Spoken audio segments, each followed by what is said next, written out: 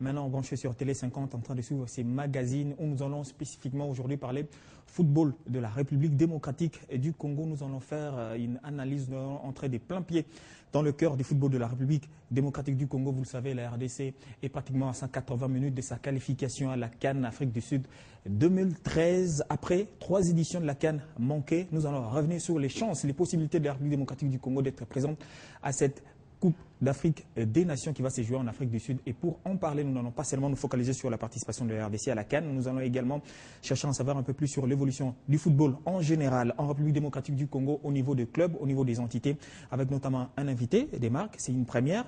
Lui, il gère pratiquement le football en République démocratique du Congo. C'est le président de la Fédération congolaise de football association, M. Constant Omari, à qui nous souhaitons la bienvenue. Bonsoir, bienvenue. Bonsoir. Voilà, pour échanger avec le président de la Fédération congolaise de football association, comme d'habitude, je serai accompagné de mes 2 confrères. Je commence d'abord par accueillir Freddy Moulumba. Bienvenue. Merci Valdo. Mais également Doudou Mbala. Ensemble, nous sommes en face du président de la Fédération congolaise de football association avec notre thème choisi. Est-ce que le football congolais est malade? Les réponses, on l'attend tout à l'heure, tout de suite, avec le président de la FECOFA. Mais d'entrée de jeu, président, première question, si je me permets.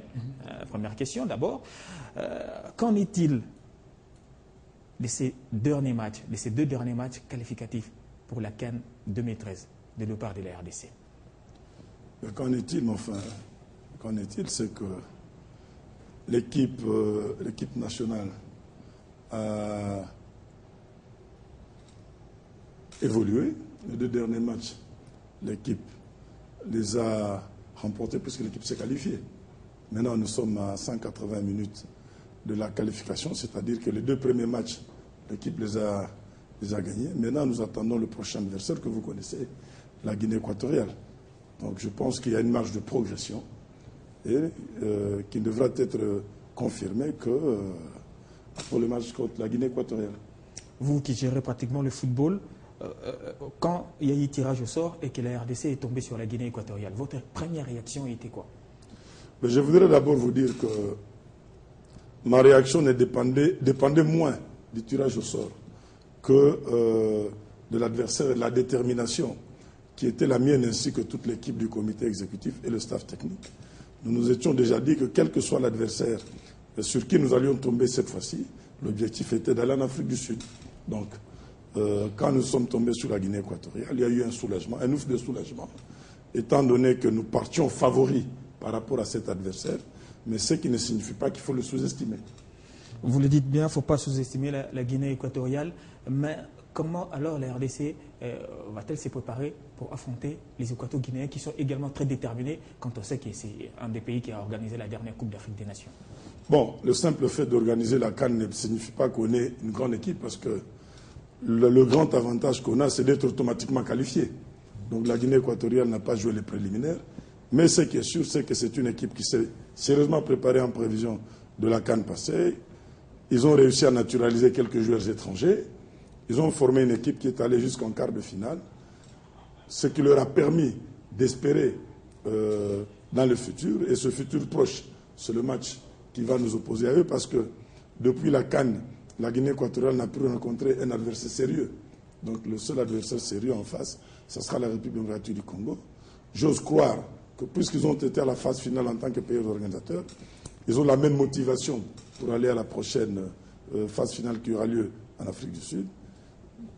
Et bon, tout dépendra, mais nous pensons que la détermination est de notre côté, plus de notre côté que de leur côté, parce que sur le plan statistique, ils savent qu'ils ont affaire à un adversaire beaucoup plus coriace. Je vous dirais que ce n'est pas que c'est nous qui avions peur pendant le tirage au sort. Je ne voudrais pas évoquer certains collègues présidents des fédérations qui étaient sur place avec moi en Afrique du Sud, qui me disaient dès le départ qu'ils ne souhaitaient pas nous avoir, nous rencontrer.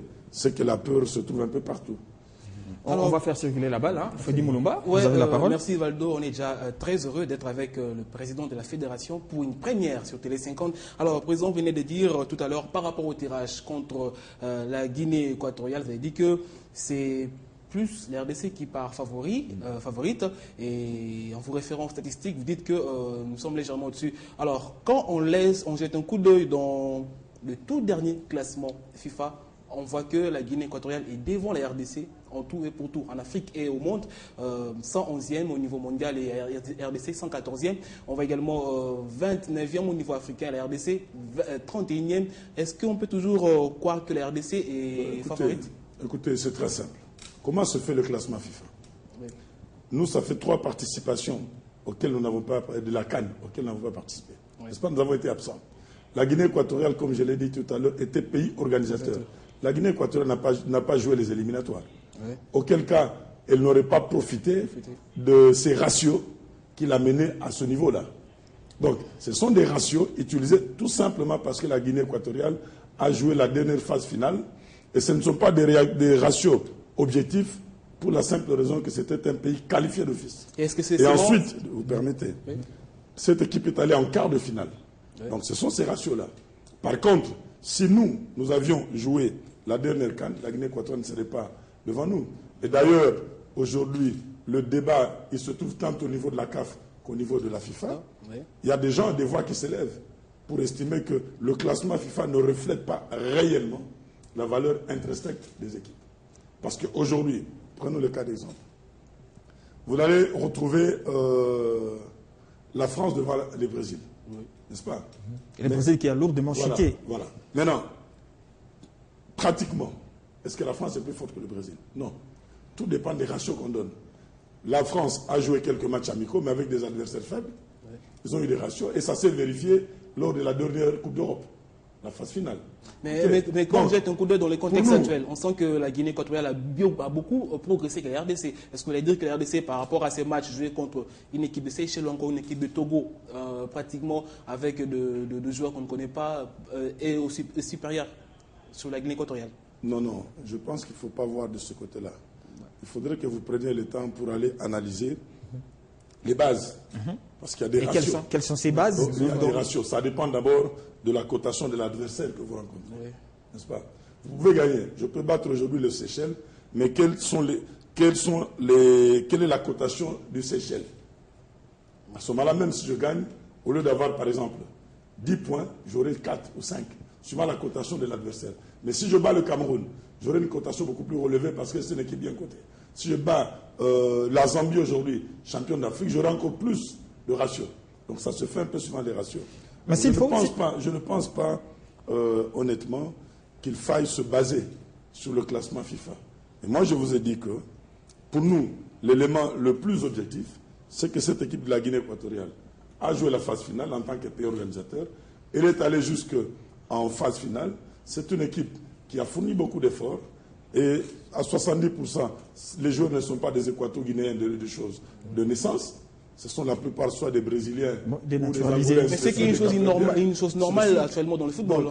De toute façon, pour nous, nous disons, c'est un adversaire qu'il faut prendre au sérieux. Oui. Parce qu'hier, personne dans ses calculs ne projetait l'élimination de l'Égypte par la Centrafrique. Oui. N'est-ce pas? Ça, c'est une par voie de conséquence, à ce niveau, ce n'est pas le classement FIFA ou CAF qui m'intéresse, c'est de voir l'adversaire qui est en face et quelles sont les stratégies que le staff technique ainsi que nous tous de la fédération, y compris les différents sponsors dont le gouvernement, nous mettons en place pour pouvoir vaincre cette équipe. Guinée équatoriale est un adversaire qui se prépare déjà pendant que la RDC dort encore. Mais non, écoutez, cher ami, vous êtes reporter sportif. Ouais. Quelle est l'équipe qui se prépare pendant 10 mois? Et encore, quelles sont les équipes de la Guinée équatoriale qui sont en Ligue des champions africaine, par exemple? Il n'y en a pas. Quels sont les joueurs de la Guinée équatoriale? Vous permettez? Allez-y. C'est moi l'invité, c'est moi qui vais répondre. Bien entendu. Quels sont les joueurs de la Guinée équatoriale qui évoluent dans des clubs étrangers? Il n'y a presque pas. N'est-ce pas? Tous, ils évoluent dans le championnat local. Ils n'ont pas de compétition continentale. Ils ne participent pas aux compétitions continentales. C'était pareil pour les champions d'Afrique en 2006. Ils ne participent que dans leur championnat local. Ouais. Ça signifie que la fédération équato-guinéenne a tout le loisir de pouvoir surfoire les matchs et préparer son équipe. Par contre, moi ici, la Fédération congolaise de football, vous savez qu'une bonne partie sont les joueurs de Mazembe. Mazembe joue la Ligue des Champions. Oui. Il y a la Linafoot qui est en train, la Division 1 qui est en train de se jouer.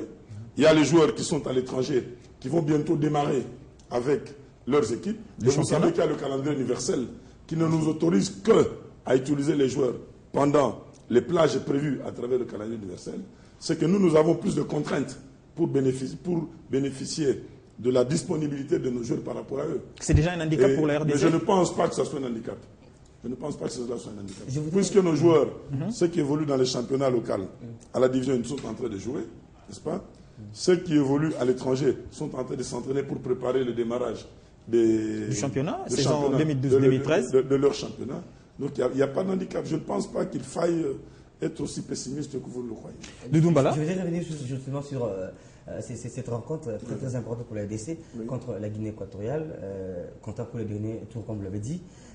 Vous avez vu la prestation de la RDC contre le Cameroun, contre le Togo et récemment contre les Seychelles. À votre niveau, en tant que président de la Fédération congolaise de football, qu'est-ce qui manque encore dans l'ossature de la RDC actuellement pour que la RDC présente une très bonne sélection contre la Guinée? D'abord, vous savez, je ne voudrais pas entrer dans des aspects purement techniques qui relèvent de la compétence de l'entraîneur. N'est-ce pas?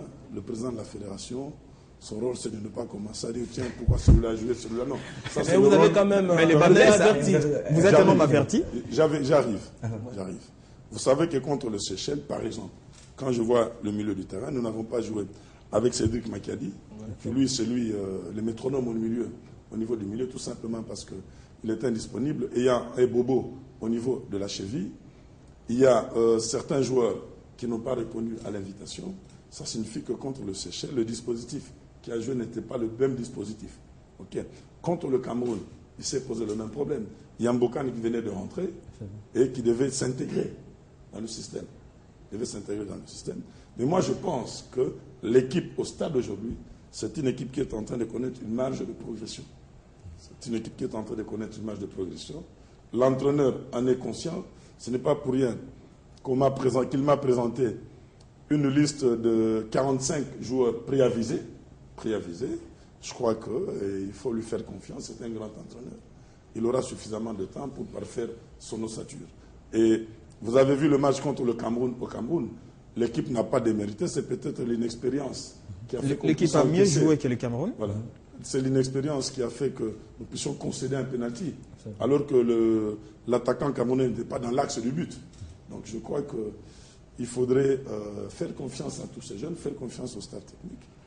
Il est en train de travailler. L'essentiel, c'est la détermination. Il y a un climat, il y a une ambiance qui est revenue au sein de l'équipe nationale, et je crois que l'avenir est prometteur. L'avenir est très prometteur, on le souhaite bien pour la République démocratique du Congo, qui, depuis un certain temps, à mon avis, ne fait plus peur, d'autant plus que son absence au niveau de la CAN lui préjudiciait à... Je ne voudrais pas dire ne fait plus peur. Tout adversaire justement parce que 3 absences consécutives au niveau africain, ça fait trop. Vous permettez. Ce que vous devez savoir, moi j'ai la chance de fréquenter les arcades du football africain. J'ai la chance de côtoyer les présidents des fédérations africaines, plein de collègues. Je vous dis que toutes les équipes africaines n'ont jamais souhaité rencontrer la RDC. Pourquoi? Et la simple raison, ils nous disent ceci, c'est une équipe qui est capable du meilleur tout comme du pire. Donc on ne sait pas la prévoir. Toutes les équipes, si vous demandez à l'Égypte aujourd'hui, la preuve c'est que vous savez, vous observez chaque fois que l'Égypte est en train de se préparer, elle nous invite. Ça signifie qu'elle nous considère. N'est-ce pas? Le Cameroun, moi j'ai échangé plusieurs fois avec Samuel Eto'o, qui est un jeune frère. Il m'a toujours dit, d'ailleurs même à la CAN, le jour de la finale, il m'a rappelé la même chose. Président, vous savez que la seule équipe quand nous rencontrons, nous avons peur de vous rencontrer. Parce que nous ne savons pas exactement comment vous prendre. Tout simplement parce que les joueurs congolais ont une sorte de créativité que beaucoup de joueurs africains n'ont pas. Et le président Issa Hayatou ne cesse de le dire. Le pays qui a une forte capacité de production de grands joueurs, c'est le Congo.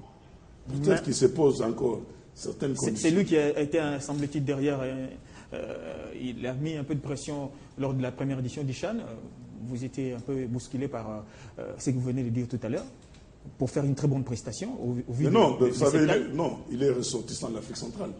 À la finale, il m'a bien dit à Abidjan que M. Marie, vous êtes un ami, mais je pense que votre équipe est prête pour faire honneur à l'Afrique centrale aujourd'hui. Ça, c'était en finale en Côte d'Ivoire.